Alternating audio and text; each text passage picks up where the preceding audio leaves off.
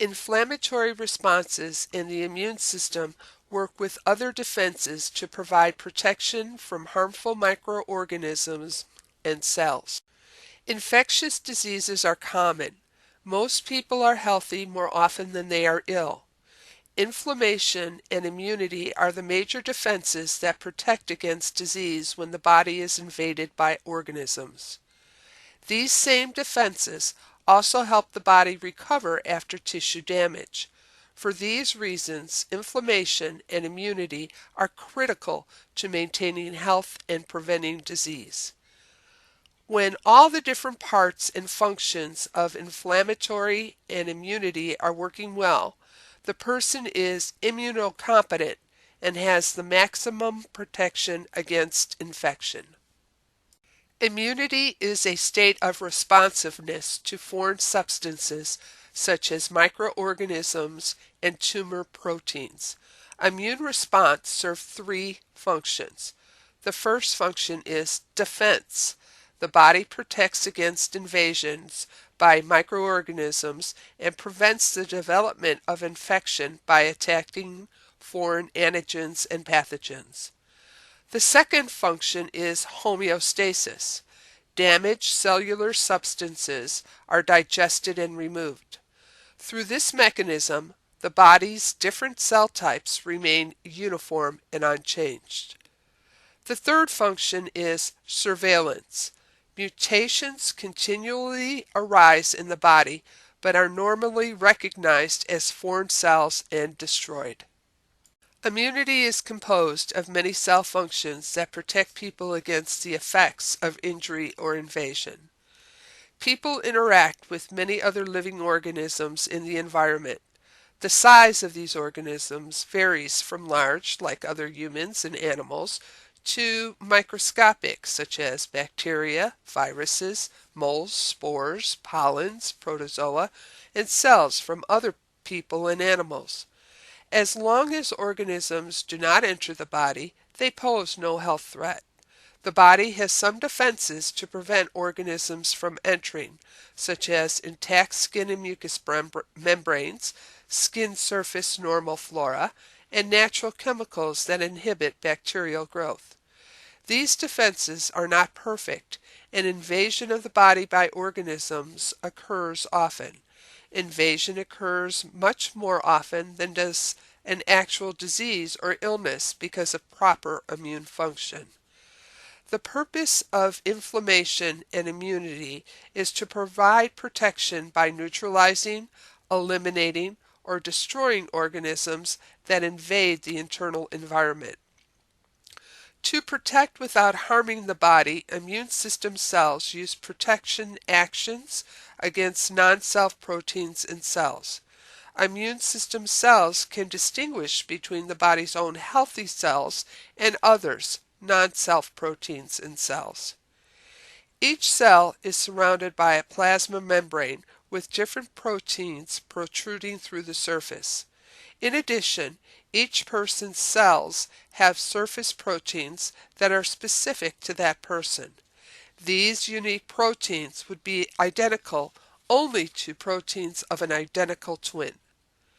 These unique proteins, known as human leukocyte antigens, or HLA, are found on the surface of the body cells of that person and serve as a universal product code or a cellular fingerprint for that person.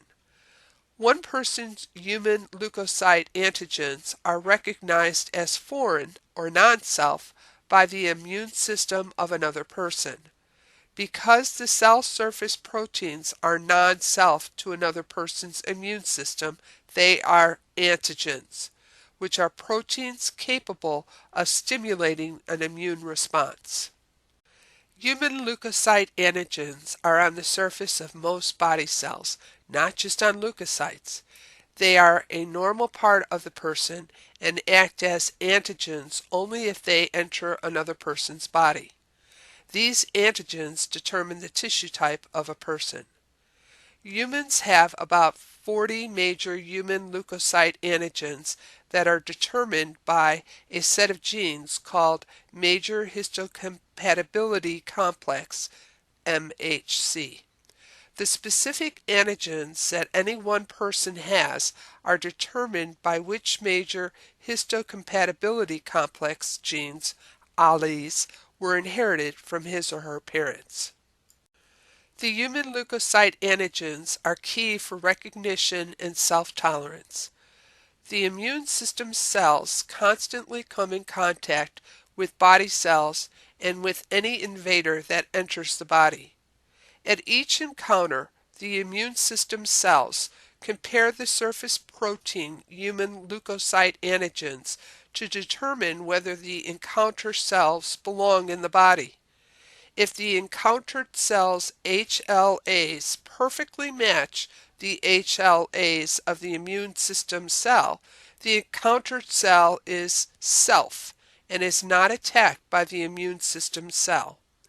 If the encountered cell's HLAs do not perfectly match the HLAs of the immune system cell, the encountered cell is non-self or foreign. The immune system cell then takes action to neutralize, destroy, or eliminate this foreign invader. Immune function changes during a person's life according to nutritional status, environmental conditions, drugs, disease, and age. Immune function is most efficient when people are in their 20s and 30s and slowly declines with increasing age. Thus, older adults have decreased immune function, increasing their risk for many health problems. The bone marrow is the source of all blood cells, including immune system cells. The bone marrow produces immature, undifferentiated cells called stem cells. Stem cells are pluripotent, meaning that each cell has more than one potential outcome. When the stem cell is first created in the bone marrow, it is undifferentiated. The cell is not yet committed to maturing into a specific blood cell type. At this stage, the stem cell is flexible and can become any one of many mature blood cells. The type of mature cell that the stem cell becomes depends on which pathway it follows. The immune system is not located in any one body area, but rather is influenced by many systems, especially the nervous system, the endocrine system, and the gastrointestinal system. Most of the immune system cells come from the bone marrow. Others leave the bone marrow and mature in different body sites. When mature, many immune system cells are released into the blood, where they circulate to most body areas and have specific effects. White blood cells, leukocytes, or WBCs, protect the body from the effects of invasion by organisms. These cells are the immune system cells. This slide and the next two slides lists the functions of different immune system cells. The leukocytes provide protection through many different actions. These actions include 1. Recognition of self versus non-self. 2. Destruction of foreign invaders, cellular debris, and unhealthy or abnormal self cells. 3. Production of antibodies directed against invaders. 4. Complement activation. And 5. Production of cytokines that stimulate increased formation of leukocytes in the bone marrow and increase specific leukocyte activity.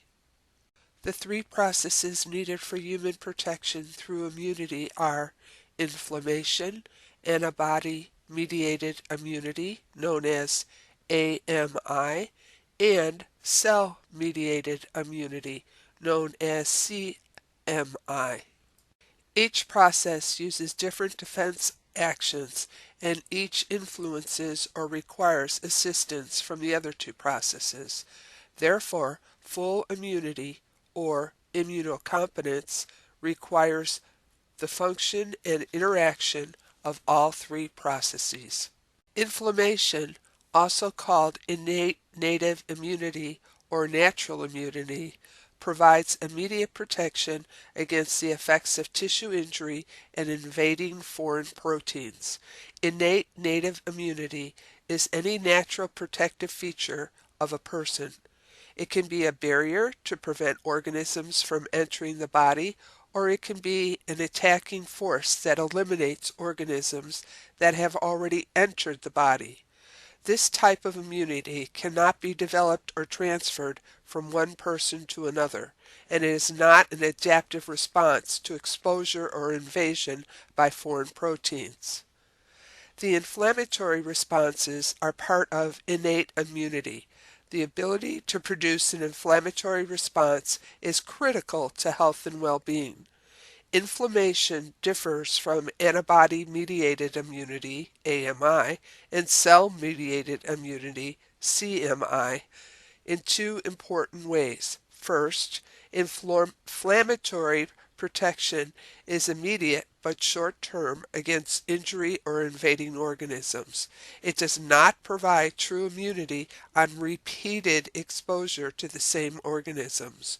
Secondly, inflammation is a non-specific body defense to invasion or injury and can be started quickly by almost any event, regardless of where it occurs or what causes it.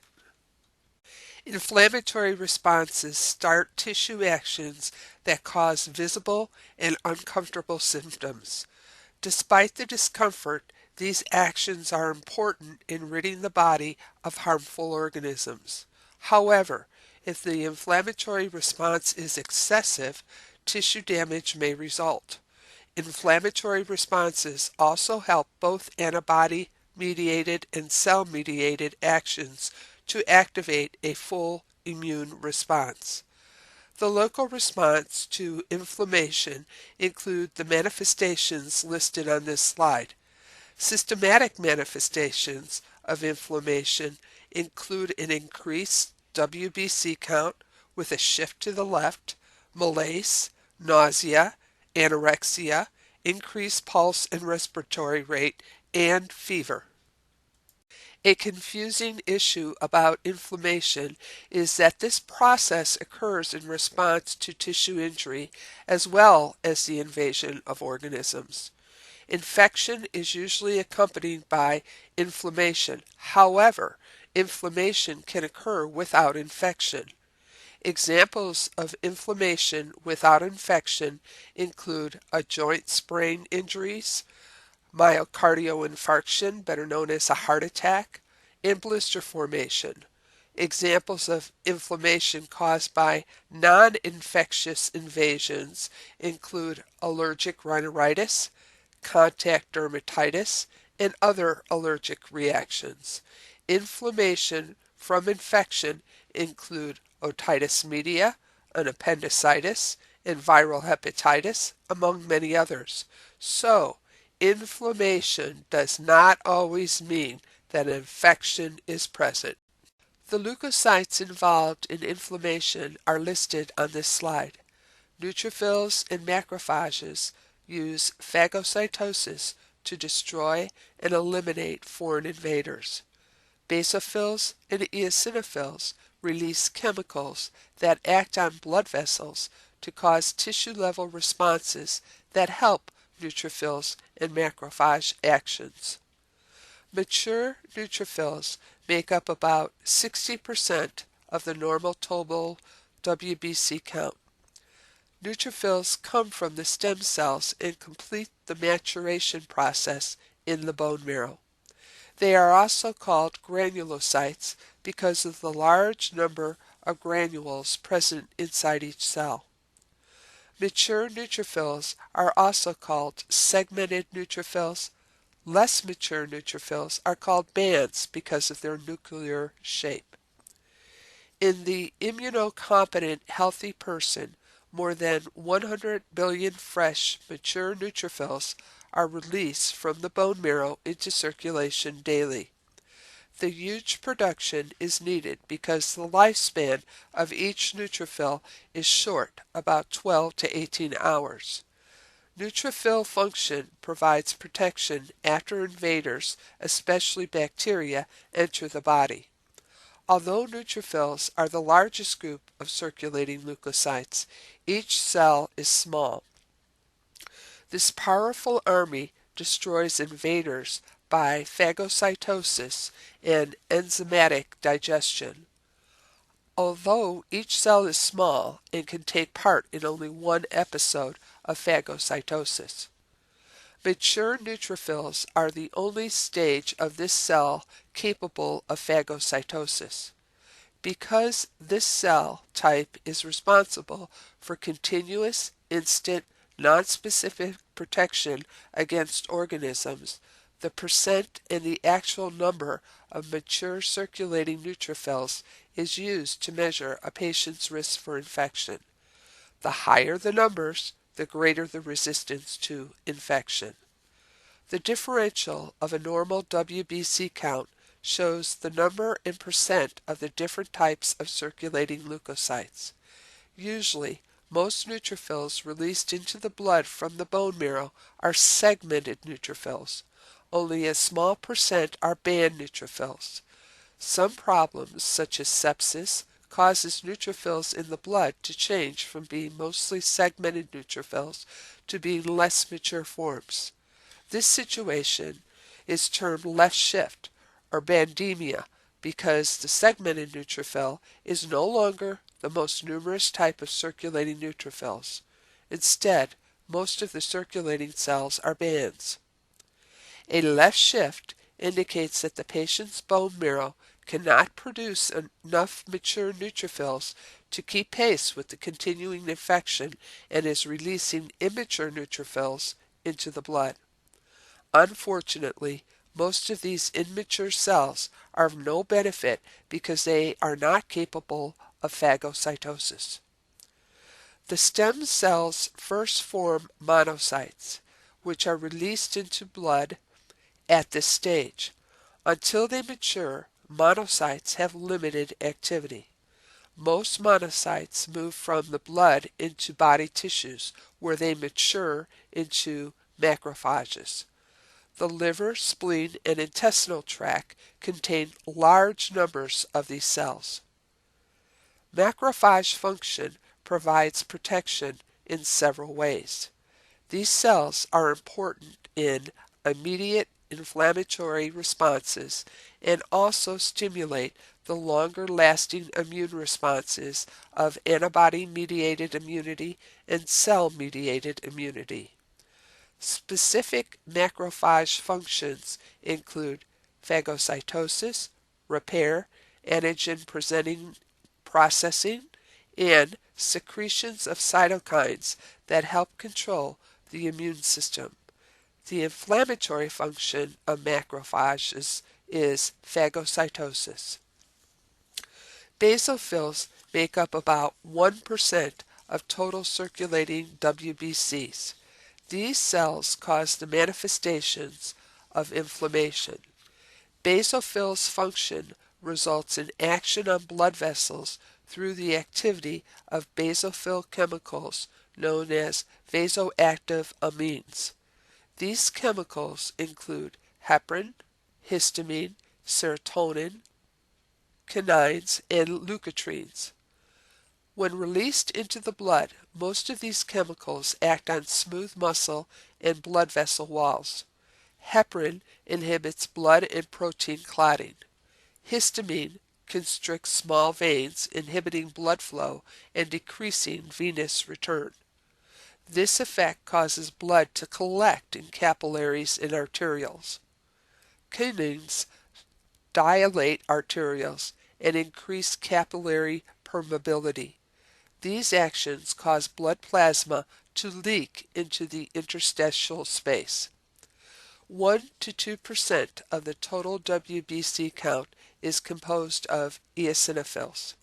Eosinophil function is very active against infestation of parasitic larvae and also limits inflammatory reactions. Eosinophil granules contain different substances. Some are enzymes that degrade the vasoactive chemicals released by other leukocytes. This is why the number of circulating eosinophils increase during allergic response. A key process of inflammation is phagocytosis, the engulfing and destruction of invaders. This action also rids the body of debris after tissue injury. Phagocytosis involves the 7 steps shown on this slide. Exposure and invasion occurs as the first step. Leukocytes that engage in phagocytosis and stimulate inflammation are present in the blood and other extracellular fluids.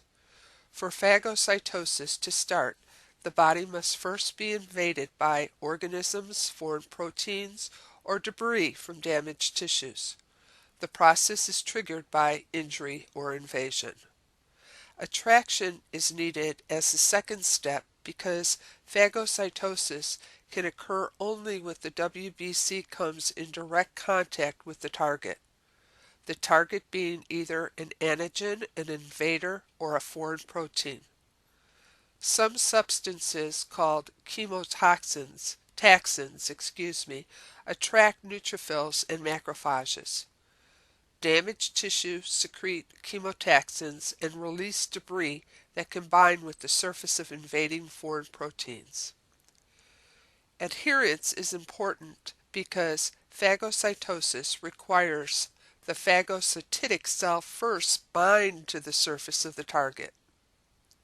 Opsonins are substances that increase contact with the cell with its target by coating the target cell being antigen or organism. During inflammation, coating the targets makes it easier for the phagocytic cells to stick to it. Complement activation and fixation are part of the opsonization and help with adherence. 20 different types of active complement proteins are present in the blood. When stimulated, each complement protein is activated, joins other activated complement proteins, surrounds an antigen, and fixes or sticks to the antigen. Complement fixation occurs quickly as a cascade or chain reaction.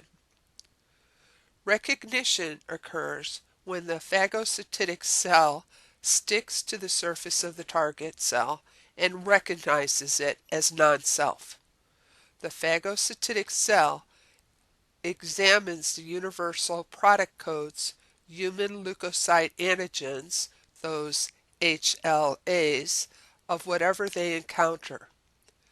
Recognition of non-self is made easier by the opsonins on the target cell surface.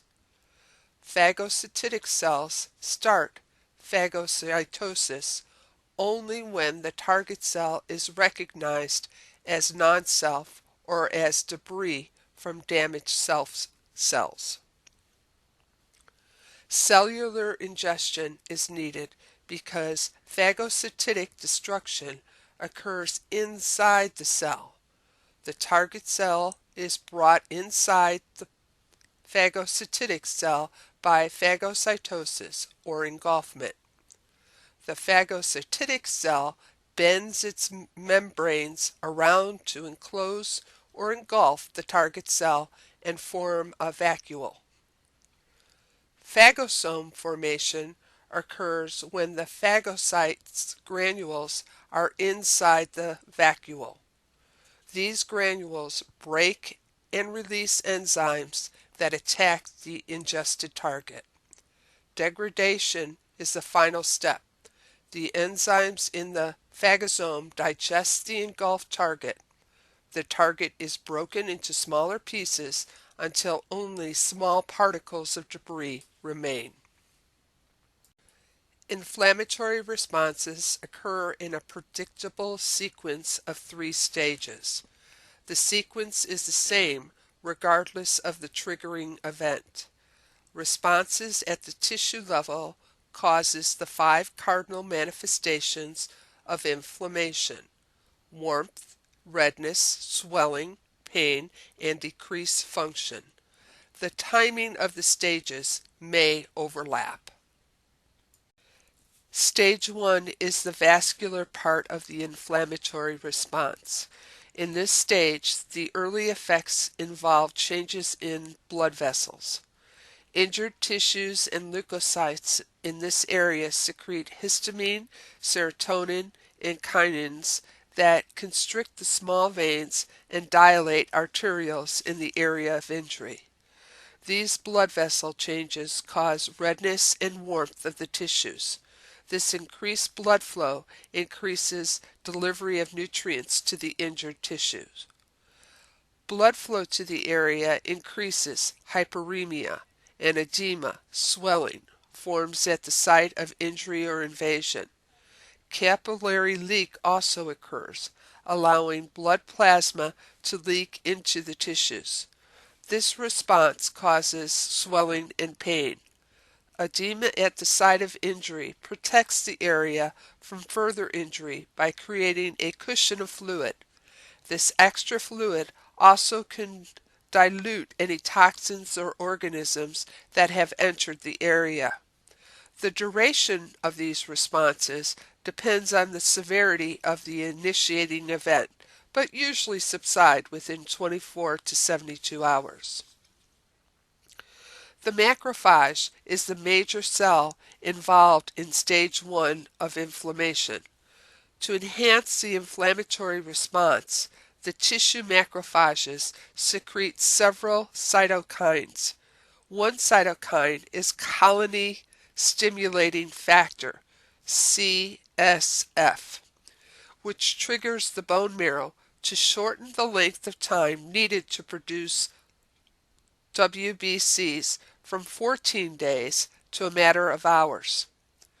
Some of these cytokines also increase the release of neutrophils from the bone marrow and attract them to the site of injury or invasion, which leads to the next stage of inflammation. Stage 2 is the cellular exudate part of the response. In this stage, neutrophilia, an increased number of circulating neutrophils, occurs. Exudate in the form of pus occurs, containing dead WBCs, necrotic tissue, and fluids that escape from the damaged cells. The most active cell in this stage is the neutrophil. Under the influence of cytokines, the neutrophil count can increase up to 5 times within 12 hours after the onset of inflammation. At the site of inflammation, neutrophils attach and destroy organisms and remove dead tissue through phagocytosis. Stage 3 features tissue repair and replacement. Although this stage is completed last, it begins at the time of injury and is critical to the final function of the inflamed area. Some of the WBCs involved in inflammation start the replacement of lost tissue or repair damaged tissues by inducing the remaining healthy cells to divide.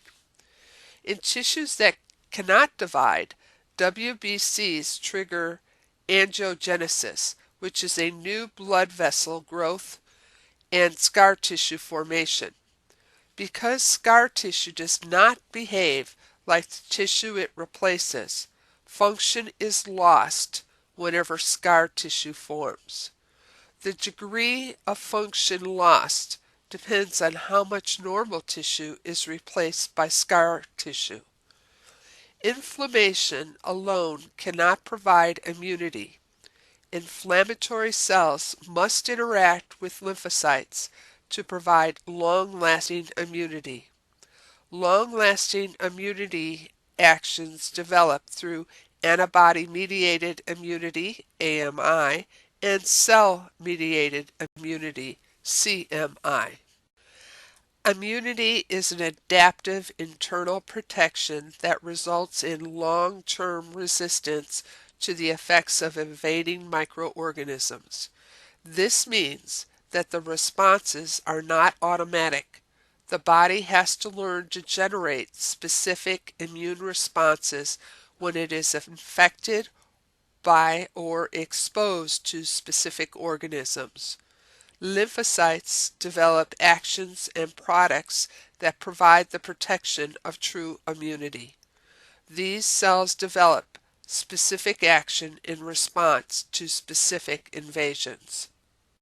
Antibody-mediated immunity, AMI, also known as humoral immunity, involves antigen-antibody interactions to neutralize, eliminate, or destroy foreign proteins.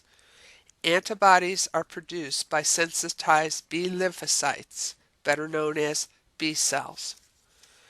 Antibody binding actions are triggered by binding of the antibody to antigen.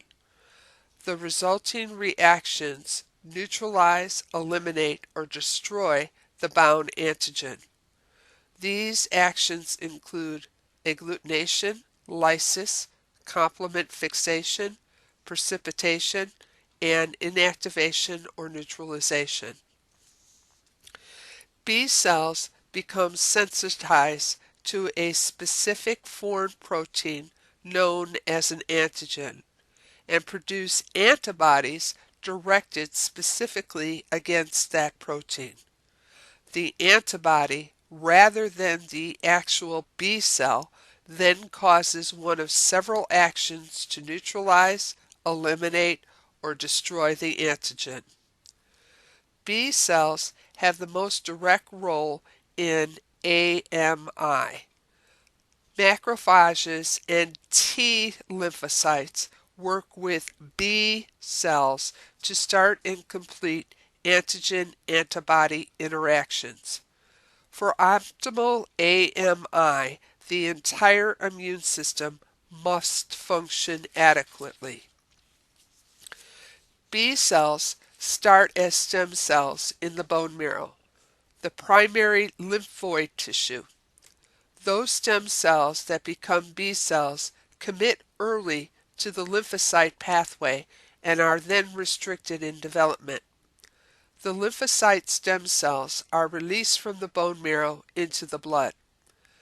They then migrate into many secondary lymphoid tissues where maturation is completed. The secondary lymphoid tissues for B-cell maturation are the spleen, parts of lymph nodes, tonsils, and mucosa of the intestinal tract. The body learns to make enough of any specific antibody to provide long-lasting immunity and protection against specific organisms or toxins. 7 steps are needed to produce a specific antibody directed against a specific antigen whenever a person is exposed to that antigen. These steps are exposure or invasion, antigen recognition, lymphocyte sensitization, antibody production and release, antibody antigen binding, antibody binding reactions, and sustained immunity or memory. Exposure or invasion is needed because antibody action occurs inside the body or on a few body surfaces. For a person to make an antibody that can exert its effects on a specific antigen, the antigen must first enter that person. Not all exposures or invasions result in antibody production. Invasion by the antigen must occur in such large numbers that some of the antigen evades detection by the body's natural, non-specific defenses or overwhelms the ability of the inflammatory response to get rid of the invaders.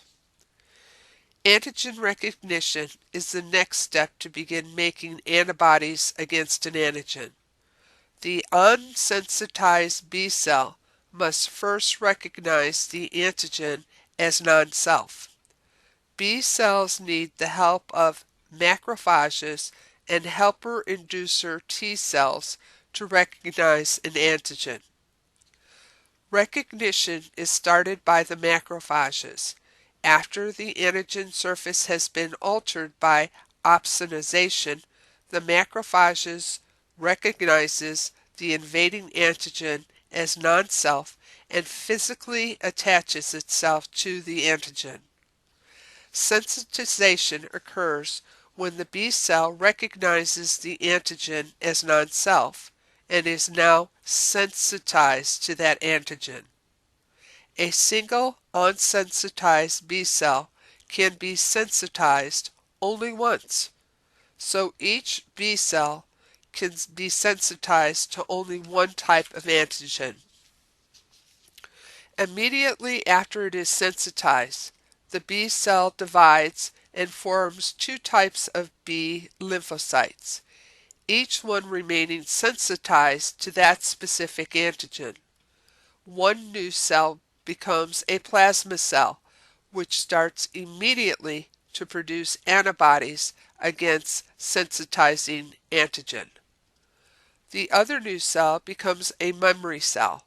The memory cell is a sensitized B cell but does not start to function until the next exposure to that same antigen.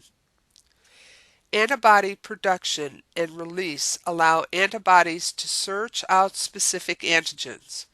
Antibody molecules made by plasma cells are released into the blood and other body fluids as free antibody. Each free antibody molecule remains in the blood for about 3 to 30 days. Because the antibody is in the body fluid and is separated from the B cells, this type of immunity is sometimes called humoral immunity. Agglutination is a clumping action that results from the antibody linking antigens together, forming large and small immune complexes. Agglutination alone does not directly destroy the antigen, but it starts other defensive effects. It slows the movement of the antigen in body fluids. Also, the irregular shape of the antigen-antibody complex allows the complex to be attacked more easily by macrophages and neutrophils. Lysis is cell membrane destruction, and it occurs now because of antibody binding to membrane-bound antigens of some invaders. The actual binding makes holes in the invader's membrane, weakening the invader. This response usually requires the complement to be activated and fixed to the immune complex. Bacteria and viruses are the non-self cells that are damaged most through lysis caused by the binding of antibody to the antigen. Complement activation and fixation are actions triggered by some classes of antibodies that can remove or destroy antigen. The two classes of antibody that can activate the complement system are IgG and IgM. Binding of antibody from either of these classes to the antigen provides a binding site for the first complement of complement. Once the first complement molecule is activated, other proteins of the complement system are activated in a cascade. Precipitation is similar to agglutination, but has a larger response. With precipitation, antibody molecules bind so much antigen that large antigen-antibody complexes are formed. These complexes cannot stay in suspension in the blood. Instead, they form a large precipitate, which then can be acted on and removed by neutrophils and macrophages. Inactivization or neutralization is the process of making an antigen harmless without destroying it. Usually only a small area of the antigen, the active site, causes harmful effects. The rest of the antigen may not be harmful to the host. When an antibody binds to an antigen and covers up the antigen's active site, the antigen is made harmless without destroying it. Sustained immunity, memory, provides us with long-lasting immunity to specific antigen. Sustained immunity results from memory B cells made during the lymphocyte sensitization stage. These memory cells remain sensitized to the specific antigen to which they were originally exposed. Without immunologic memory, people would remain susceptible to specific diseases or subsequent exposure to the organism, and no long-term immunity would be generated. All antibodies are immunoglobulins, also called gamma-globulins.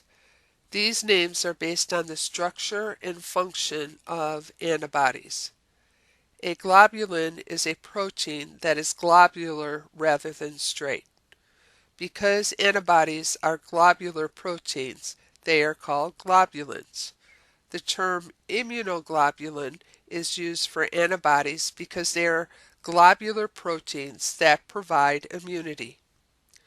Antibodies also are called gamma-globulins because all free antibodies in plasma separate out into the gamma fraction of plasma proteins during a laboratory test called electrophoresis. The 5 antibody types are classified by differences in size, location, amount, function, and timing. Refer to IGI, page 312, table 19.4, for more detailed facts regarding antibodies. The listing on this slide gives you a brief explanation of their functioning within our body. Antibody-mediated immunity, AMI, is one type of adaptive immunity. Adaptive immunity is the immunity that a person's body learns to make or can receive as an adaptive response to invasion by organisms or foreign proteins.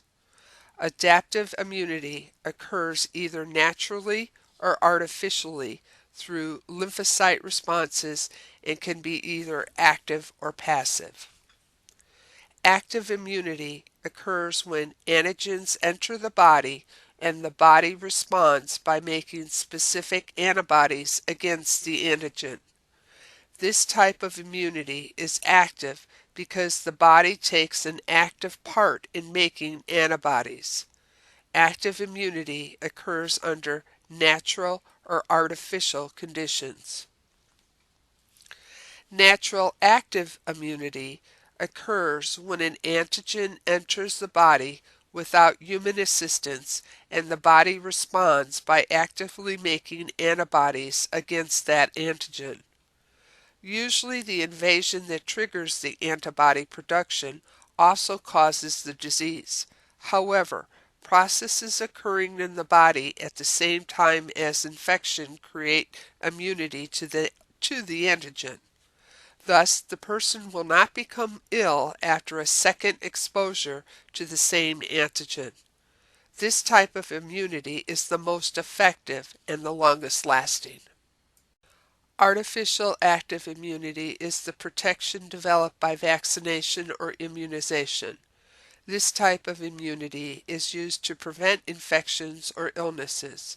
Example of artificial active immunity is a tetanus shot. Passive immunity occurs when antibodies against an antigen are in a person's body but were not created there. Rather, these antibodies are transferred to the person's body after being made in the body of another person or animal. Passive immunity provides only immediate, short-term protection against a specific antigen. Example, your annual flu shot. Natural passive immunity occurs when antibodies are passed from mother to fetus via the placenta or to the infant through colostrum or breast milk.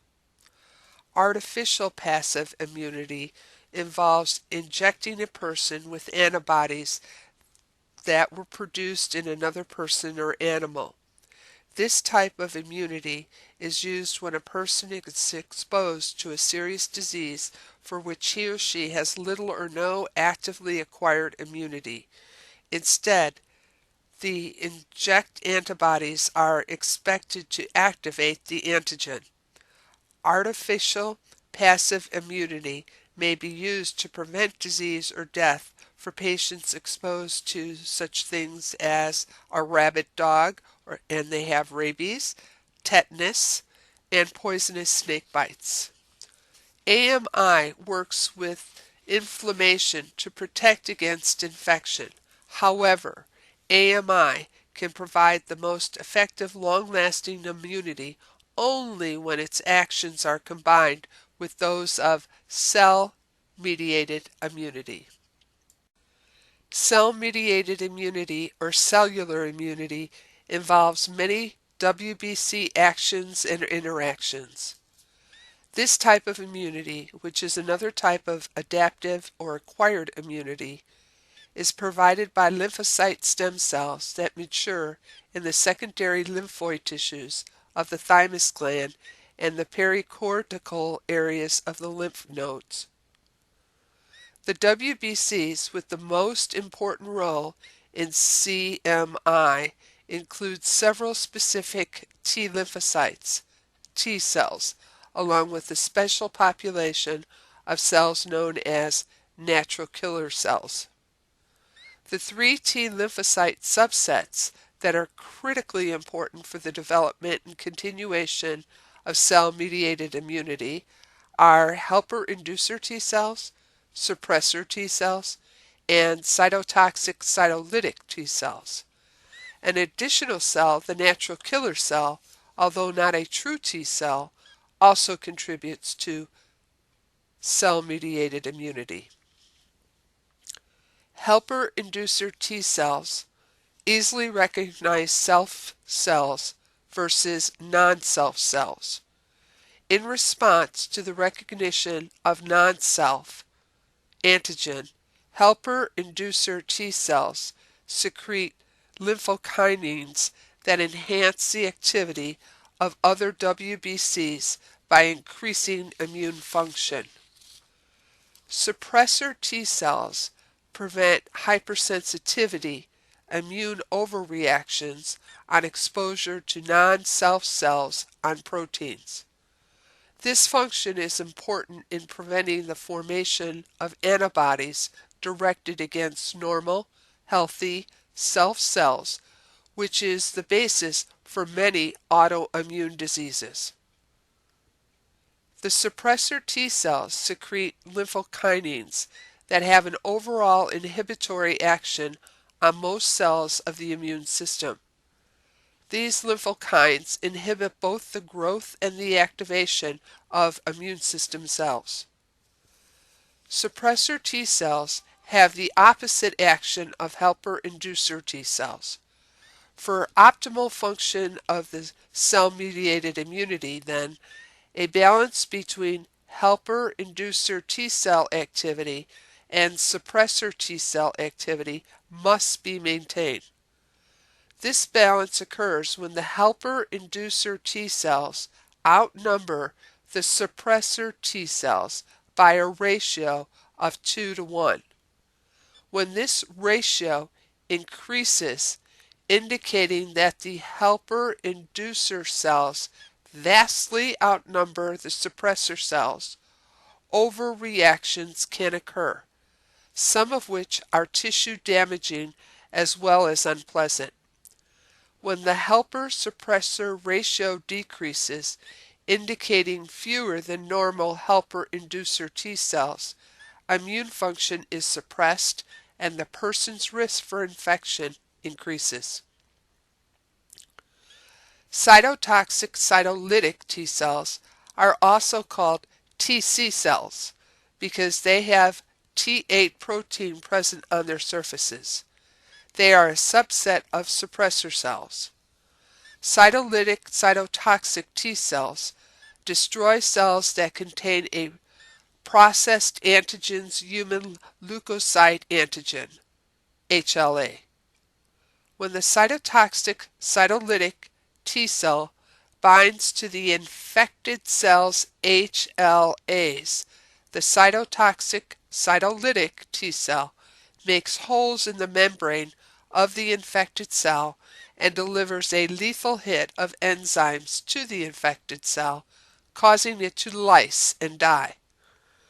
Once the lethal hit has been delivered to the infected cell, the cytotoxic cytolytic T cells release the dying infected cell and can attack and destroy other infected cells that are expressed the same antigen HLAs.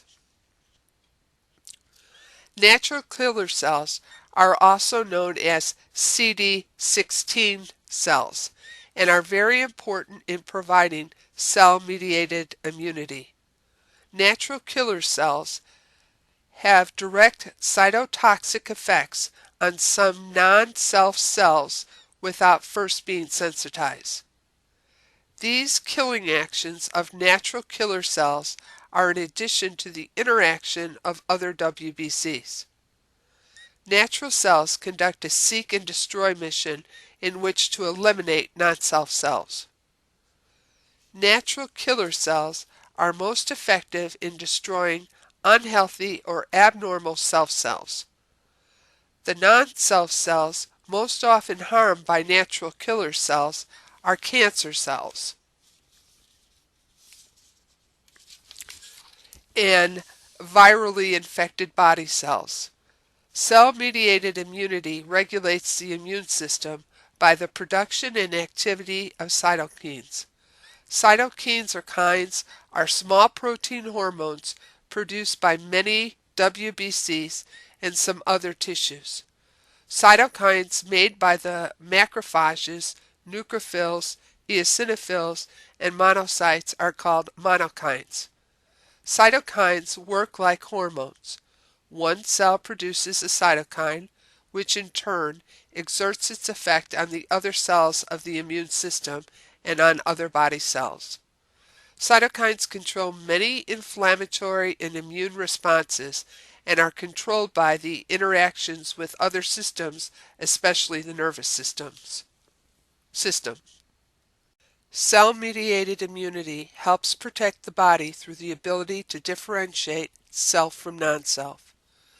The non-self cells most easily recognized by cell-mediated immunity are cancer cells, and those self cells infected by organisms that live within the host cells. Cell-mediated immunity watches for and rids the body of self cells that might potentially harm the body. Cell-mediated immunity is important in preventing the development of cancer and metastasis after exposure to carcinogens.